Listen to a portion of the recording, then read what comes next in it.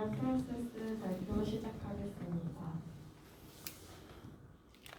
우선 목차는 1강부터 6강까지 목차로 이루어져 있고, 저는 신제품 프로세스 개발 전략에서 광동제약 비타민 C 비타 500의 성공 사례를 들고 와봤습니다. 우선 1주차에 신제품 개발 전략과 성공 요인을 배웠는데, 우선 광동제약의 신제품 개발 과정은 1963년 창업을 하였고 1989년 주식시장을 등록을 하였고, 다른 제약회사와 비슷하게 의약품과 영양보충식품, 다이어트식품, 홍산인산식품 등으로 구성되어 있고, 시대 변화에 적응하는 기업이 아닌 변화를 선도하는 기업을 모토하에 투명 경영, 비전 경영, 고객 만족 경영, 가치 경영 이렇게 총 4대 경영 모토를 설정하였어요. 그래서 2001년 비타 500이 출시되기 전까지 부도 위기를 맞았던 광동제약이 도약할 수 있었던 계기를 마련해준 비타 500이라는 신제품 개발이 어떻게 해낼 수 있었는지에 대한 과정을 담아봤습니다. 신제품 개발 과정에 있어서의 아이디어 탐색을 하였는데요. 1963년부터 드링크 시장에서의 최고의 자리는 원래 바카스의 동양제약이었는데, 주 성분인 타우린을 성분을 사용하여서 피로 회복 효과가 좋다라는 광고를 내어서 바카스가 좀 많이 팔렸었는데, 2000년도에는 의약품으로서 비타민 C 유행이 시작이 돼요. 그래서 각종 비타민의 제품이 동일날 정도로 팔렸고요.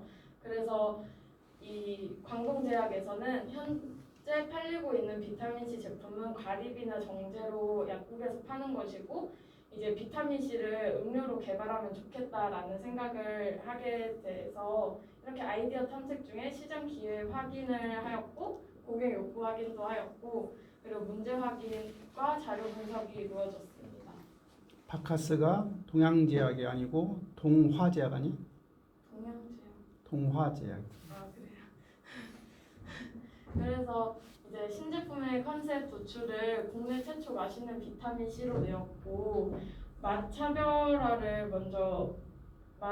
맛이 차별화되어야 했기 때문에 비타민 C 특유의 신맛을 없애기 위해 노력하였습니다. 비타민 C는 빛과 열에 약해 빛을 차단하는 갈색병으로 제작을 하였고, 그리고 혼합 음료로 분류되는 비타민 C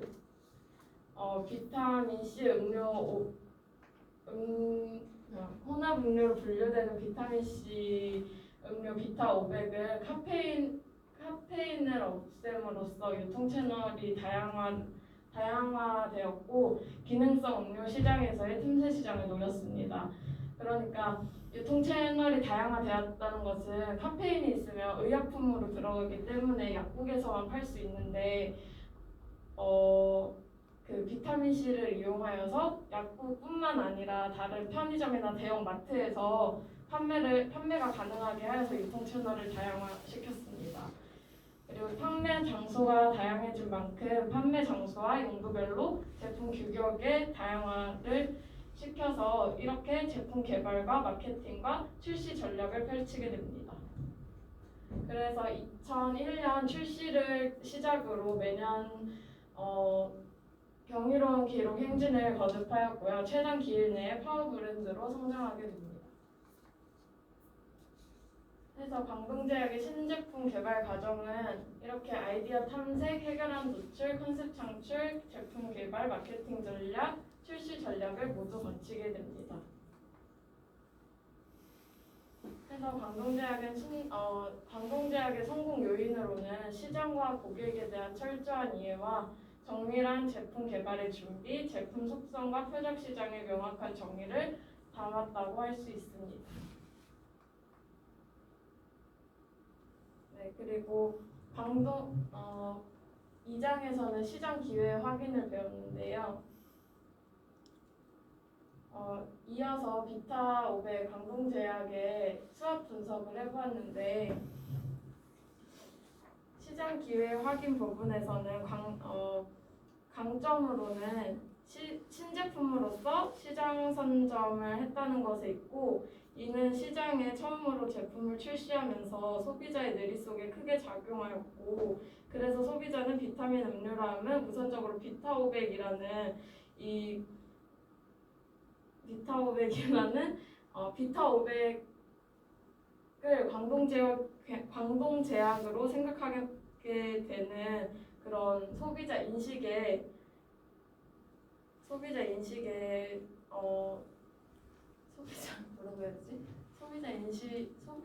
인식이 높아졌고, 그런 걸 강점으로 하고 있고, 제약품뿐만 아니라 기능성 음료지만 광동제약이라는 제약회사가 만들었다는 이미지는 다른 음료 업체들이 만든 것보다 더욱 신뢰감을 줄 수 있다는 것입니다.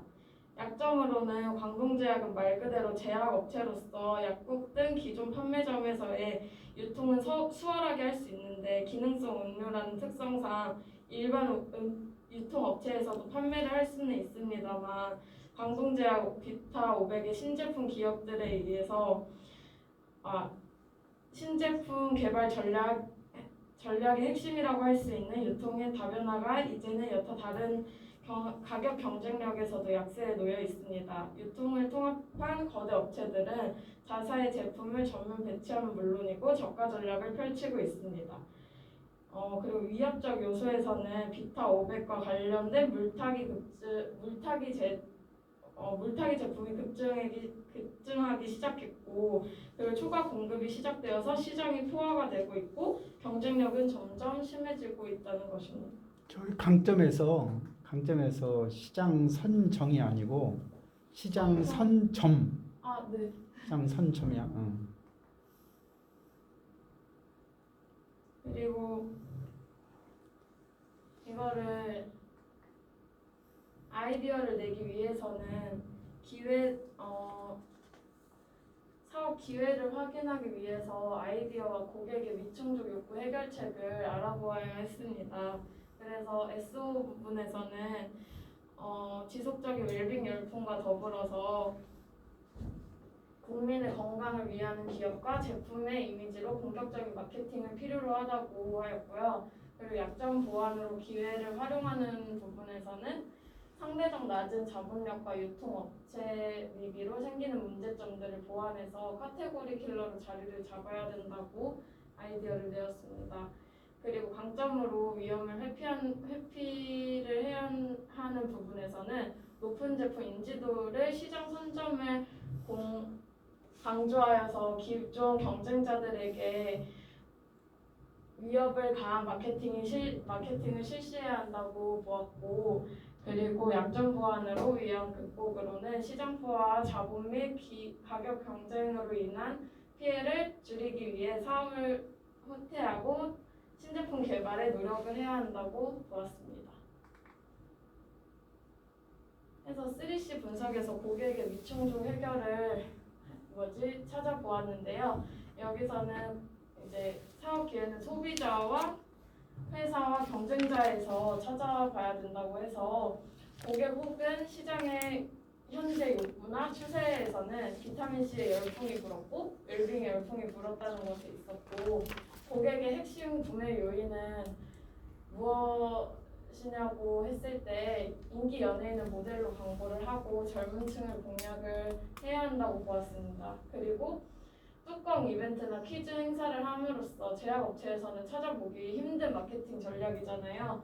그래서 이 제품을 구매함으로써 색다른 재미와 경험을 고객에게 선사하는 점에서 고객의 미충족 욕구 해결책을 찾아볼 수 있었습니다. 그리고 동아제약에서의 경쟁자의 강점과 약점을 분석해본 결과 동아제약에서는 젊은 층들을 공략을 해서 대학생 국토대장정을 하고 있고, 그리고 소비자의 인식으로는 바카스와 비타 500의 차이점은 없고, 다만 피로회복제라는 그런 인식이 있어서 그거를 좀 개선을 해야 한다고 보았고, 그리고 그러나 바카스는 약국에서만 팔 수 있는 엄연한 의약 제품인 것에 대해서 약점이라고 뽑았습니다. 그리고 3장 고객 욕구 확인입니다. 저는 사명 선언문을 사례로 들고 와봤는데요. 제품 사명 선언문이란 기업이 구체적인 시장 전략을 명시하고 제품 개발을 위한 특정한 제약과 목적을 제품 개발 전에 제시하는 정보입니다.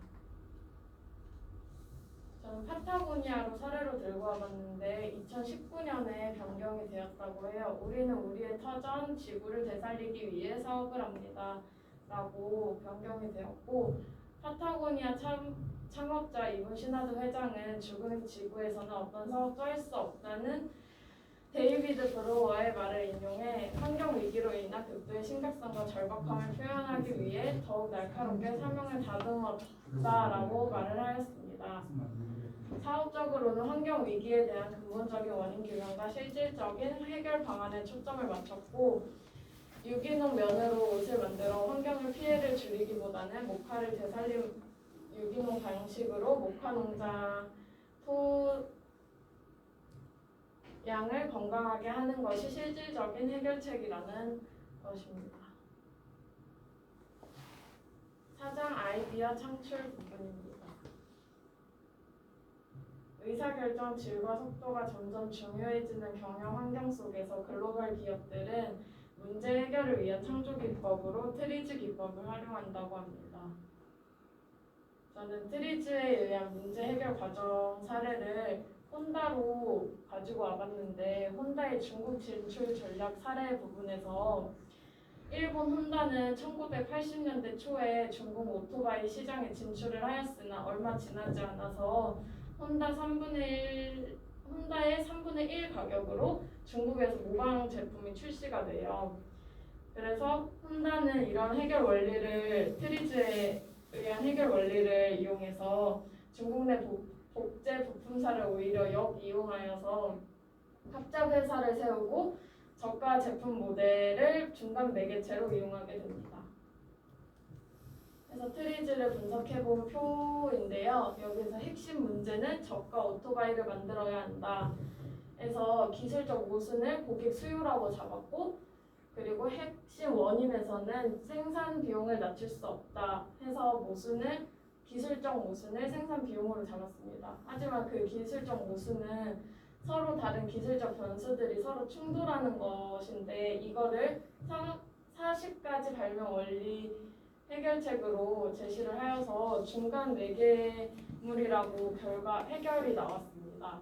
해서 중국 업체 신다로와 50대 50 합작으로 신다로 혼다를 설립하게 되었고, 그리고 기존 혼다 제품에 비해 절반 수준의 오토바이를 출시하게 됩니다.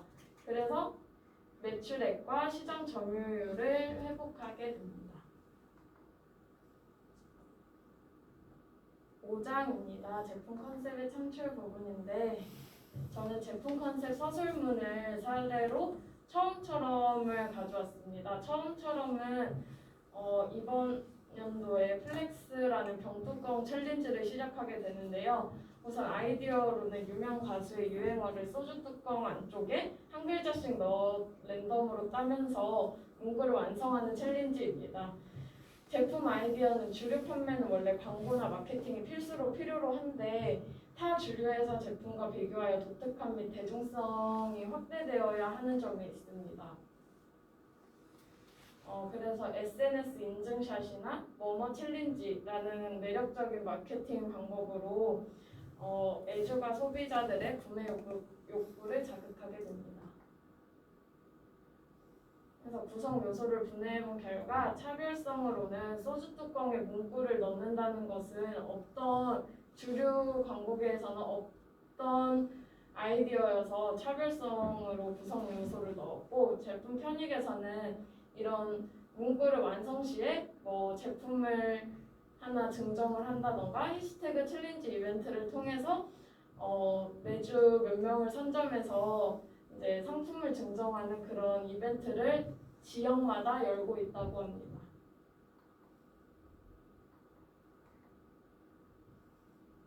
6장 제품 컨셉의 선정 부분인데요.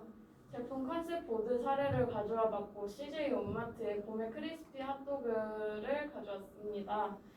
그 제품 컨셉 보드 제작의 유의점에는 한 페이지를 사용을 해야 한다고 했는데 이렇게 그림에서 보시다시피 한 페이지를 사용하였고 그리고 제품명이 눈에 띄도록 이렇게 헤드라인에 크게 써 있고요. 그리고 한 줄 이내의 문장을 사용하고 정보는 몇 개의 구분된 문장으로 표현이 되어야 한다고 해서 이렇게 밑에 보시면 이렇게 제품명이 한 줄 이내의 문장을 사용을 하였고 그리고 그 밑에 정보를 몇 개의 구분된 문장으로 표현을 하였습니다. 그래서 이런 문구들이 큰 활자체와 작은 활자체의 적절한 배합으로 해야 한다는 제작 유의점을 잘 표현을 하였습니다.